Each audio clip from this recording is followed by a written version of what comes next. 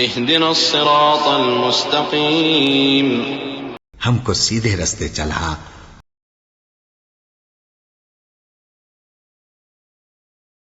अऊज़ु बिल्लाहि मिनश शैतानिर रजीम। बिस्मिल्लाहिर रहमानिर रहीम। इदश शम्सु कुव्विरत व इदन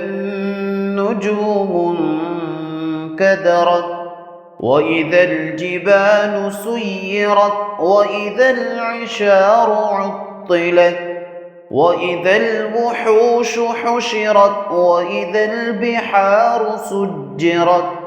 وإذا النفوس زوجت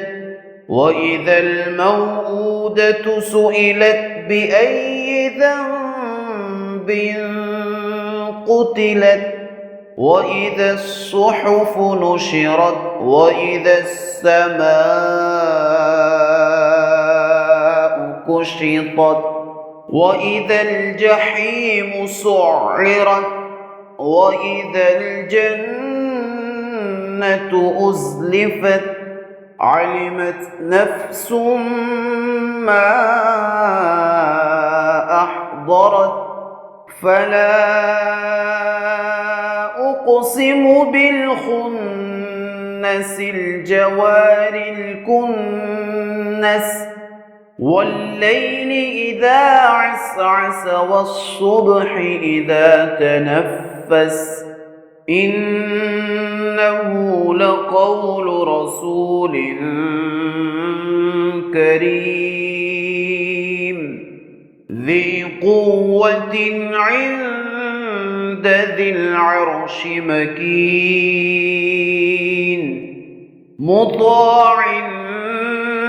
ثم أمين وما صاحبكم بمجنون ولقد رآه بالأفق المبين وما هو على الغيب بضنين وما هو بقول شيطان رجيم فأين تذهبون إن هو إلا ذكر للعالمين لمن شاء منكم أن يستقيم وما تشاءون إلا أن يشاء الله رب العالمين। शुरू अल्लाह का नाम लेकर जो बड़ा मेहरबान निहायत रहम वाला है। जब सूरज लपेट लिया जाएगा और जब तारे बेनूर हो जाएंगे और जब पहाड़ चलाए जाएंगे और जब ब्याहने वाली ऊंटनियां यूं ही छोड़ दी जाएंगी और जब वैशी जानवर जमा किए जाएंगे और जब समंदर आग हो जाएंगे और जब रूहें जिस्मों से मिला दी जाएंगी और जब उस बच्ची से जो जिंदा दफना दी गई हो पूछा जाएगा कि वो किस गुनाह के सबब कत्ल कर दी गई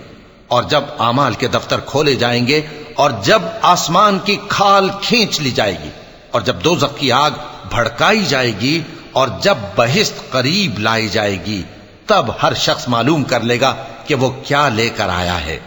बस मैं उन सितारों की कसम खाता हूं जो पीछे हट जाते हैं और जो सैर करते और गायब हो जाती हैं, और रात की कसम जब वो फैलने लगती है और सुबह की कसम जब वो नमूदार होती है कि बेशक ये कुरान उस फरिश्ता आली मकाम का सुनाया हुआ पैगाम है जो साहिब कुव्वत है, मालिक अर्श के यहां ऊंचे दर्जे वाला है, सरदार है, साथ ही अमानतदार है।